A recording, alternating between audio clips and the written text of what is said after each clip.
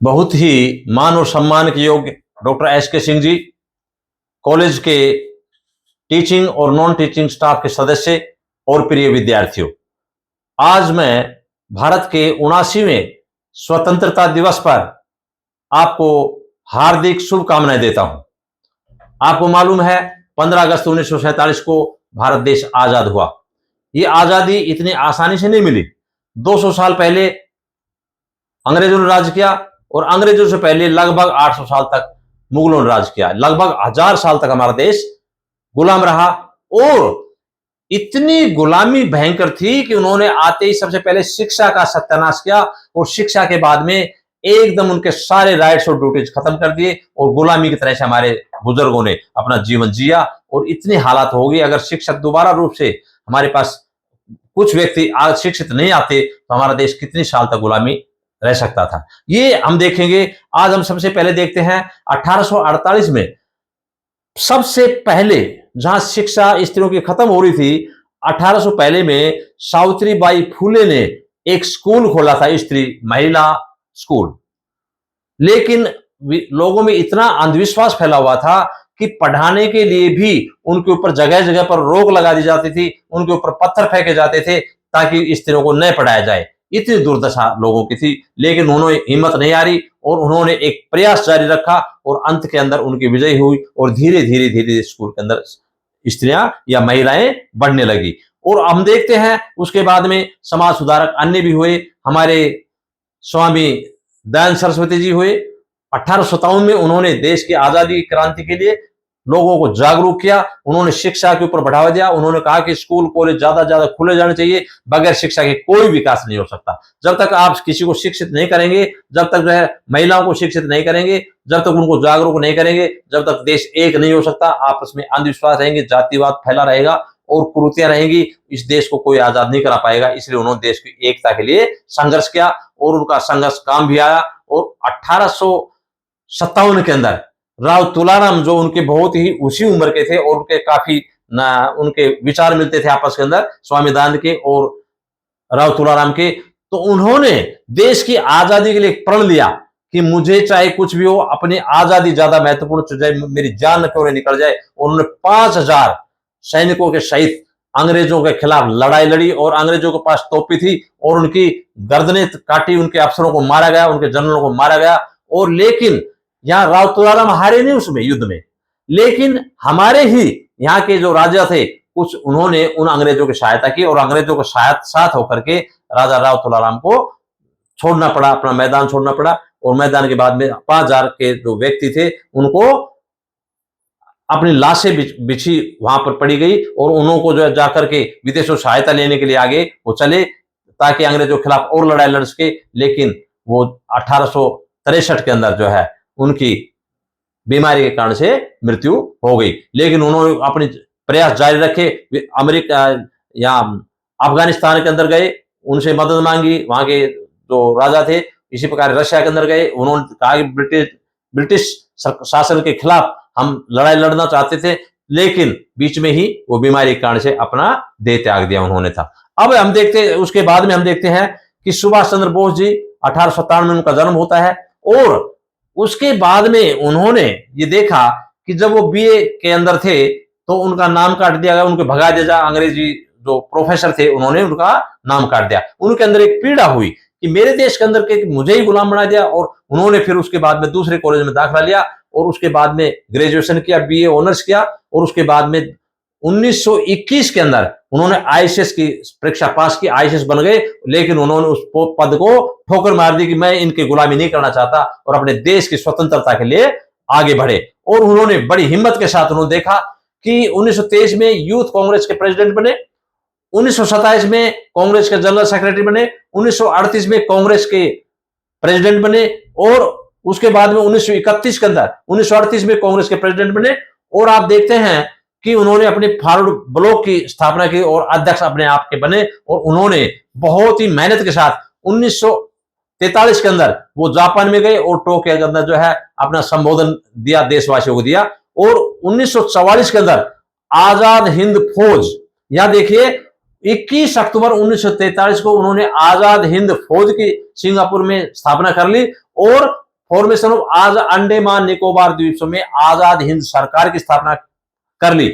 और उसके अंदर जो है उन्होंने अंग्रेजों को भगाया, और भगाते भगाते वहां पर जो उनके हमारे भारत के जो राष्ट्रपति और प्रधानमंत्री का पद उन्होंने ग्रहण किया, और अंग्रेजों को भगा ही रहे थे। आराकान के अंदर सेना अपने लगा दी थी, और कोहिमा में होते हुए थे वो अंग्रेजों को भगा रहे थे। लेकिन 1944 के अंदर जो ही हम आगे चल रहे थे, तो आगे जो 1945 के अंदर जो हमारे जापान है उनसे उनकी मदद मिल रही थी। उनके हिरोशिमा और नागासाकी के ऊपर जो है बम छोड़ दिए जाते हैं, और सेना उनकी तितर बितर हो जाती है। हमारी सेना भी जो है तितर बितर हो जाती है। और आजाद फौज के अंदर उनके जो आईएनए के सिपाही थे, अफसर थे, बड़ी मजबूती से कार्य कर रहे थे। लेकिन उन्होंने फिर भी हौसला नहीं छोड़ा, और 18 अगस्त 1945 जब वो जहाज से जा रहे थे, तो बीच में उनका जहाज क्रैश हो गया। उसके बाद में ये पता नहीं चला कि सुभाष चंद्र कहाँ चले गए, वो एक्सपायर हुए या नहीं हो, आज तक किसी को नहीं पता है। ऐसे बहादुर लोगों को 48 साल के अंदर उन्होंने ये अपने देश के अंदर जो है अंग्रेजों को भगाने के लिए पूरी उन्होंने जो है क्षमता के साथ देश को आजाद करने का पूरा प्रण ले लिया था। और उन्होंने अपने नारे दिए थे कि उस वक्त जो है तुम मुझे खून दो मैं तुम्हें आजादी दूंगा। ऐसे नारे के साथ हमारे यहाँ हरियाणा से भी बहुत व्यक्ति ऐसे चले गए थे जो खून देने के लिए तैयार थे अपने देश की आजादी के लिए। खुद मेरे ताऊ जी और 2 ताऊ जी थे जो आईएनए में गए थे, सुभाष चंद्र बोस के पास नजदीक नजदीक होकर के सेकंड लेफ्टिनेंट बने थे, और उन्होंने मजबूती के साथ लड़ाई लड़ी थी, और 7 साल तक वो बाहर रहे थे और देश की आजादी के लिए पूरा प्रण दिया था। उन्होंने बताया था कि कितनी हिम्मत के साथ जो है सुभाष चंद्र बोस लड़े थे देश की आजादी के लिए। उन्हें अपनी जान की परवाह नहीं थी। उन्होंने बहुत जबरदस्त उन्होंने संबोधन में कहा था 6 जुलाई 1944 को आजाद हिंदी रेडियो से, वहां पर अपने भाषण में महात्मा गांधी को संबोधित उन्होंने कहा था कि महात्मा जी, मैं जानता हूं कि ब्रिटिश सरकार भारत की संविधानता की मांग कभी नहीं स्वीकार करेगी। मैं इस बात से कायल हो चुका हूं, यदि हमें आजादी चाहिए तो हमें खून के दरिया से गुजरने को तैयार रहना चाहिए। अगर मुझे उम्मीद होती कि आजादी पाने का एक और सुनहरा मौका मेरी जिंदगी में मिलेगा तो मैं कभी शायद घर छोड़ता नहीं। लेकिन मैंने जो किया अपने देश के लिए क्या, विश्व में भारत की प्रतिष्ठा बढ़ाने के लिए, भारत की स्वाधीनता के लक्ष्य के निकट पहुंचने के लिए क्या है। भारत की स्वाधीनता की आखिरी लड़ाई शुरू हो चुकी है और आजादी अब जो है दूर नहीं है। आजाद हिंद के सैनिक भारत की भूमि पर मजबूती से लड़ रहे हैं, और राष्ट्रपिता भारत की स्वाधीनता को अब कोई रोक नहीं सकता।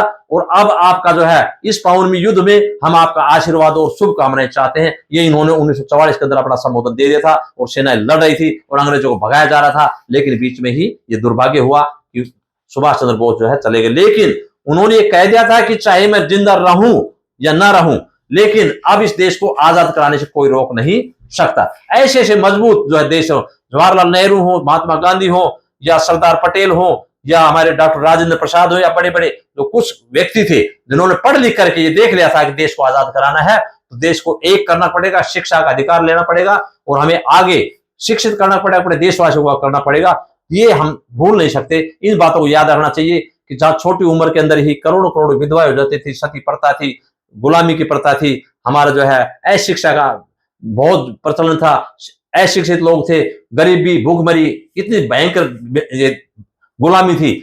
इसको हमें 15 अगस्त 1947 के बाद में हम देखेंगे तुरंत हमारे देश के अंदर क्या स्थिति थी।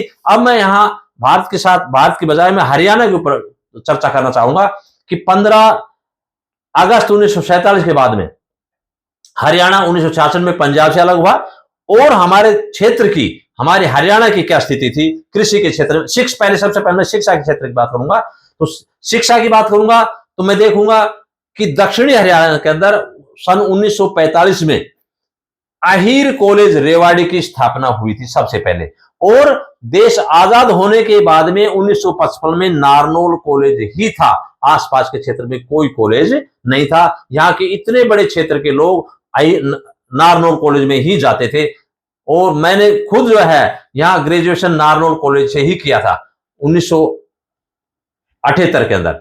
लेकिन एक तीसरा कॉलेज जो है स्टार्ट हुआ था यहां 1980 में अटेली के अंदर जो है हुआ था, अटेली मंडी के अंदर, जिसका नाम था संजय कॉलेज अटेली, जो हमारे पूर्व मुख्यमंत्री राव वीरेंद्र सिंह और जो बाद में केंद्रीय कृषि मंत्री रहे और वर्तमान में हमारे जो मंत्री है राव इंद्रजीत सिंह जी, उनके पिता थे। उन्होंने 1980 में यहां इस कॉलेज की स्थापना की, और उसके बाद में यही कॉलेज गवर्नमेंट कॉलेज हमारा अटेली बना तो ये हम भूल नहीं सकते कि उनके प्रयास, हमारे जो पूर्व हैं, उनके प्रयास कितने जबरदस्त थे कि शिक्षा को आगे बढ़ाओ, शिक्षित होंगे तो लोग आगे आगे बढ़ पाएंगे। और हम भी भाग्यशाली हैं, मैं भी भाग्यशाली हूं कि जब ये 1980 कॉलेज खुला तो मुझे भी सबसे पहले यहाँ पर एक ज्योग्राफी का प्रोफेसर बनने का मुझे मौका मिला, और उसके बाद में आप देखते हैं कि मुझे मौका मिला तो आज मैं प्रिंसिपल के पद पर भी कार्यरत हूं। तो ये देखते हैं कि उस वक्त ये हालात थी हमारी शिक्षा की। अब मैं ये भी ध्यान रखना चाहूंगा कि दक्षिणी हरियाणा में शिक्षा का बहुत अभाव था। ये तो हमारी कॉलेज की स्थिति थी। और स्कूल लेवल की बात करें तो स्कूलों में हमें पैदल पैदल जाना पड़ता, 4-4 5वीं के बाद में 10वीं के लिए 10वीं के स्कूल दूर दूर होते थे। हम खुद जो है 4-4 किलोमीटर पैदल जाते थे, कच्चे रास्ते होते थे, कोई सुविधा नहीं होती थी। लेकिन हम देखते, अब मैं आता हूं 1995 की बात आता हूं, दक्षिण हरियाणा के अंदर राव बहादुर सिंह जो यदुवंशी ग्रुप ऑफ इंस्टीट्यूशंस के अब चेयरमैन भी हैं और पूर्व एमएलए भी हैं नांगल चौधरी से, उन्होंने भी एक बहुत बड़ा कार्य किया है। जो हमारे स्वामी दयानंद जी कहते थे कि शिक्षा का जो अभाव है उसको दूर करो, ज्यादा से ज्यादा स्कूल कॉलेज खोलो। मैं दक्षिणी हरियाणा के लिए पर्टिकुलरली ये मानता हूं कि राव बहादुर सिंह जी का बहुत बड़ा योगदान रहा है। उन्होंने सबसे पहले 1995 में महेंद्रगढ़ के अंदर एक +2 के जो है स्कूल खोला, और उसके बाद में धीरे धीरे उनके अंदर कोर्सेज आए, और उसके बाद में धीरे धीरे आज उनके 20 हमारी संस्थाएं हैं जो +2 लेवल की हैं, सीनियर सेकेंडरी हैं, और उसके बाद में 3 कॉलेज हैं जो Yaduvanshi PG college Mahendragarh, Yaduvanshi PG college Narnaul और राव बहादुर सिंह कॉलेज नांगल चौधरी के पास है। तो 3 कॉलेज उनके कॉलेजेस हैं, और अभी वो यूनिवर्सिटीज की भी कार्य कर रहे हैं, जो राव बहादुर सिंह यूनिवर्सिटी का भी कार्य कर रहे हैं। तो ऐसे व्यक्ति को हम नहीं भुला सकते जिन्होंने शिक्षा के लिए इतना जागरूक किया दक्षिण हरियाणा को, कि आज हम देखते हैं कि आज हमारे दक्षिण हरियाणा में जहां आईएएस को तो सोच नहीं सकते थे, प्रोफेसर को सोच नहीं सकते थे, आज इन संस्थाओं के डेवलप होने के कारण से अन्य संस्थाएं, 2 बड़ी संस्थाएं और खुल गई हैं। एक तो है सूरज संस्था, सूरज एजुकेशन इंस्टीट्यूट, जिसमें कई स्कूल हैं और कॉलेज भी हैं, और इसी प्रकार से आरपीएस स्कूल और कॉलेज भी हैं। और इसके कारण से आपस में कंपटीशन होने से क्वालिटी निकलने लगी है, बच्चों की क्वालिटी निकलेगी तो यहाँ पर जो बच्चे पढ़ेंगे तो अच्छे जागरूक हो। आज इंडिया लेवल के ऊपर हमारे महेंद्रगढ़ जिले के बच्चे अच्छे आते हैं, यहाँ डॉक्टर बनने से अच्छे डॉक्टर बनते हैं, अच्छे आईएएस हैं, अच्छे आईपीएस पास करते हैं, और इंजीनियर, प्रोफेसर और दुनिया भर के मेडिकल संस्थाओं में उनके दाखिले होते हैं, और अच्छे अच्छे ऑफिसर्स बन रहे हैं, आईसीएस वगैरह। तो अब हम देखते हैं कि एजुकेशन संस्थाओं में हमारे राव बहादुर सिंह जी का कोई मुकाबला नहीं, इन्होंने शिक्षा का शुरुआत किया था। इसके बाद में हम देखते हैं कृषि का विकास। ये हालात थी कि जब देश हमारा जो हरियाणा 1966 में बना तो हमारे पास सिर्फ कुछ ऐसे क्षेत्र थे जहां पर पानी की सुविधा थे, अंतर पानी की सुविधा थी, मानसून पर निर्भर रहता था। लोग इतने गरीब थे कि पूरी मेहनत करने के बाद में खाने के लिए अनाज नहीं होता था। ये हालात हमारे देश की थी। हमने खुद ये महसूस किया है कि जब हम 65 के अंदर 1965 में जब लड़ाई हुई तो लाल बहादुर सिंह जी ने, हमारे जो प्रधानमंत्री थे लाल बहादुर सिंह, उन्होंने कहा था कि हम लड़ाई जरूर लड़ेंगे अपने हिम्मत, अपने उसके लिए राइट्स के लिए, लेकिन हम पीछे नहीं हटेंगे।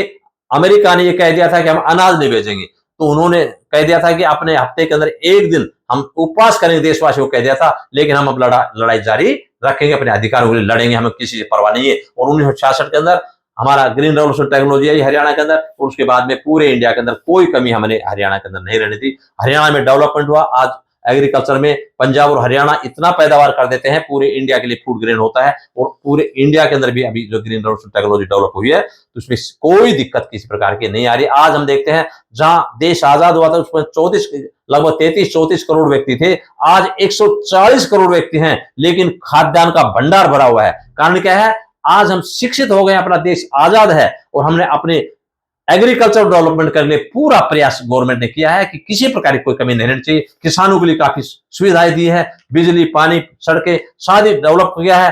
पानी की स्थिति ये थी कि हम खुद देखते थे, मैं छोटा छोटा था तो हम 8वीं 9वीं 10वीं थे तो हम खुद रस्सियों से कुएं से पानी लाते थे, उसमें कीड़े पड़े होते थे और उन्हीं पानी को हम पीते थे। आज हम पानी के लिए सुविधा इतनी बना दी, घर घर में नलों से सुविधाएं प्रदान कर दी गई है। इसके साथ साथ सड़क परिवहन की बात है तो कच्चे रास्ते ज्यादा होते थे, पक्के बहुत गिनती होते थे। हम खुद पैदल जाते स्कूलों के अंदर, पैदल पैदल चल करके। आज हमारे पास जो है शिक्षा की बात करें तो यूनिवर्सिटी की संख्या बहुत बड़ी है, स्कूलों की संख्या बहुत बड़ी है, और अच्छे प्रोफेसर, अच्छे जो है डॉक्टर्स, अच्छे इंजीनियर्स डेवलप होने लगे हैं हमारे खुद के देश। पहले हमारे देश के अंदर यूनिवर्सिटी नहीं थी, हमारे हरियाणा के अंदर एक यूनिवर्सिटी थी, मुश्किल से हमारी कुरुक्षेत्र यूनिवर्सिटी थी, उसके बाद में अब यूनिवर्सिटी बाद में ज्यादा डेवलप हुई है। इसी प्रकार से हम देखते हैं संचार की सुविधा देखें तो हमें पहले पत्राचार चिट्ठियों से करना पड़ता था, आज हम कम्युनिकेशन से इतना है कि 1 मिनट के अंदर हम पूरे वर्ल्ड के अंदर बात कर सकते हैं, कहीं भी, कोई पीछे नहीं है। इंटरनेट से, टीवी, कंप्यूटर, इतना ज्ञान हो गया है कि आज जो है कम्युनिकेशन का डेवलपमेंट बहुत तेजी से हुआ है। आज हर व्यक्ति के पास जो है डायरेक्ट बात करने की बात, पहले एसटीडी वगैरह नहीं होते थे। इसी प्रकार से हम देखते हैं उद्योगों की बहुत ही संख्या कम थी, उद्योग डेवलपमेंट बहुत कम था। स्वास्थ्य की देखें तो अच्छे जो है संस्थाएं नहीं थी, हमारे बड़े बड़े संस्थाएं थी जो मेडिकल फैसिलिटी बहुत दूर दूर होती थी, और बीमारी के अंदर ही जो है माताएं मातृत्व के समय मर जाती थी, उनका कोई उपचार नहीं हो पाता। बुरी जो बीमारियां होती थी भयंकर, चेचक, हैजा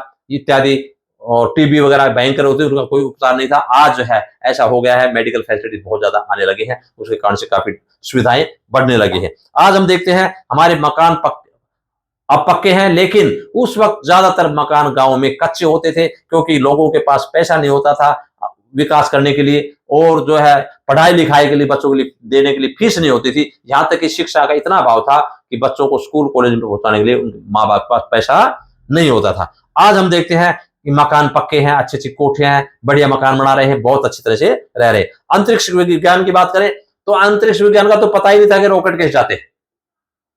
खुद 1974 के अंदर मेरे पिता ने पूछा था कि चंद्रमा पर कैसे रॉकेट पहुंचते हैं। अब मुझे वो समझे कि मैं बहुत ज्यादा मैट्रिक के अंदर बहुत ज्यादा पढ़ा लिखा हूं, तो उस वक्त उनसे पहले तो 10वीं पास बहुत मुश्किल होते थे, तो मैं इसका जवाब नहीं दे पाया। लेकिन आज जवाब दे सकता हूं कि 2012 के अंदर मुझे खुद इसरो के अंदर जाने का मौका मिला। दो महीने मुझे ट्रेनिंग करने का मौका मिला, और मैंने किताब लिखी रिमोट सेंसिंग जीआईएस, जिसमें अंतरिक्ष विज्ञान की पूरी जानकारी लेने का मौका मिला। और देखेंगे कि जहां 1963 में हमारे यहाँ अंतरिक्ष विज्ञान के लिए कोई ऑफिस नहीं होता था डेवलप करने की, हमारे पास जो देश बहुत गरीब था, हमारे पास पैसा नहीं होता था, लेकिन आज देखते विश्व का पहला देश है जो हमारा 1923 के अंदर 2023 के अंदर दक्षिणी ध्रुव के अंदर, चंद्रमा के दक्षिण ध्रुव पर पहुंच करके अपना झंडा गाड़ दिया है।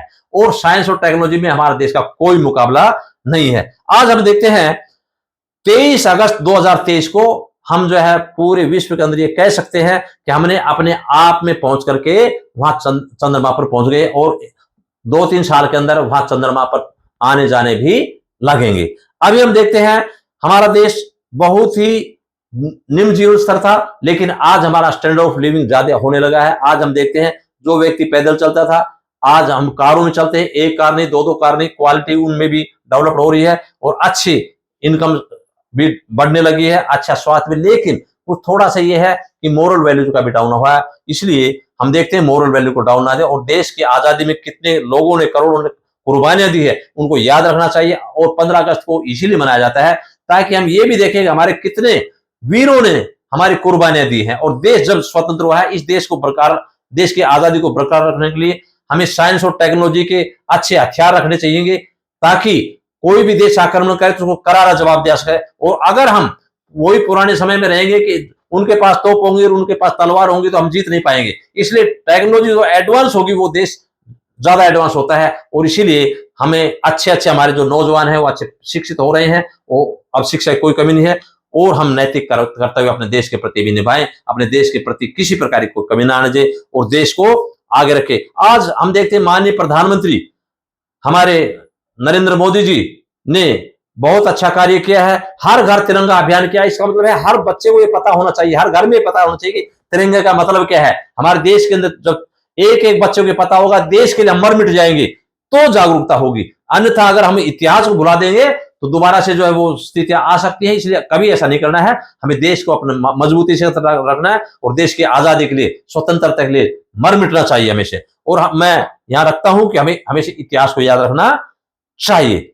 अब हम देखते हैं कि मैं देखता हूं कि अंत में मैं पुनः आप सभी का स्वतंत्रता दिवस पर यहां पुनः यहां आने पर और यहाँ शांतिपूर्वक सुनने पर आप सभी का बहुत बहुत धन्यवाद करता हूं कि इतना लंबा समय आपने यहां पर दिया और आपने कार्यक्रम देखा। इसके लिए मैं आपका सभी का बहुत बहुत धन्यवाद करता हूं। Thank you.